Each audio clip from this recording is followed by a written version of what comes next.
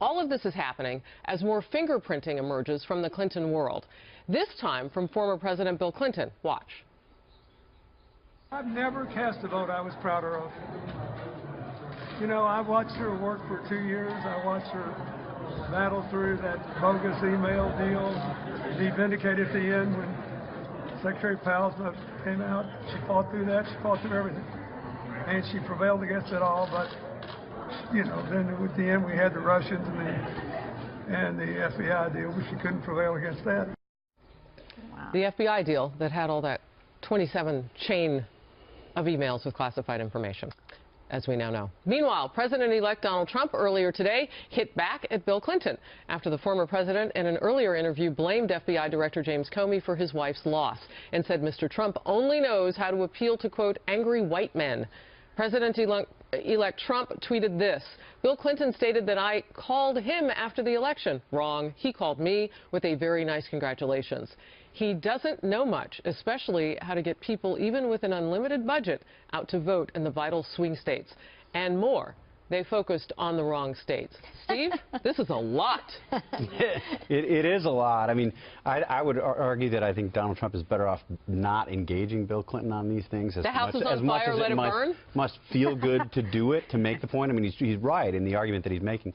But look, I mean, the great irony of what Bill Clinton is saying and what so many Clinton voters and supporters are saying at this point is that they're blaming the entity that had to investigate what Hillary Clinton did rather than Hillary Clinton for what she did originally. I mean, this is further evidence that she jeopardized national security by putting classified information in places that it couldn't be, providing access potentially to our enemies worldwide. And it's just astounding to me that they continue to blame the FBI for having to do an investigation caused by her actions rather than her. Thought bubble is about to burst. You know, I hate disagreeing with Steve because he's one of the smartest guys I know, but I have to say I disagree. As a Republican, I am so happy to have a leader who is tweeting back on this stuff and punching back for once, because this is the kind of bogus, using Clinton's words, stuff that they do. There is nothing bogus about what happened. And it wasn't just that the emails were, the classified emails existed on a server that they weren't permitted, but it ended up on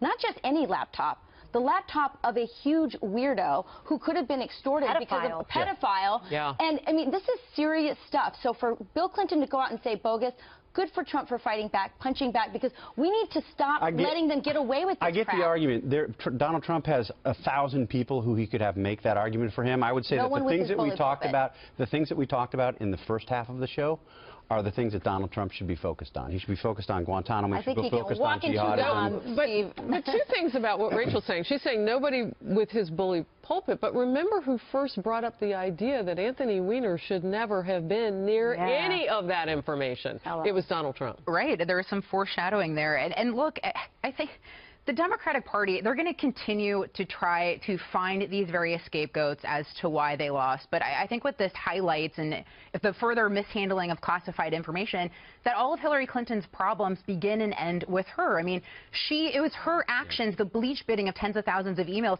that invited the criminal FBI investigation. And the Democratic Party chose someone under investigation by the FBI. Also, there were serious mistakes by her campaign, including not visiting states like Wisconsin, which Rachel is intimately Minnesota. Beyond all of that, Exactly. Bill Clinton did a lot of damage to this woman's campaign as well. Remember when he was talking about what a disaster Obamacare was? He got in a fight with Black Lives Matter protesters, and on top of everything else, he raised serious concerns about her role in his sexual whatever, and had a lot of young feminists, a lot of young women around the country saying, this is not my version of feminism, or the Clintons and the Clintons' definition of it. So he should take a look in the mirror, because he's done a lot of damage to her campaign as well. Real quickly about the breaking news this hour, Steve, as we learn more about what's in that search warrant. Just buttonhole it for us, for the American public. Why is that important? Well, I think it could be important if we learn why James Comey felt compelled to send this letter again. I mean, that's been obviously the source of a lot of public debate in the country.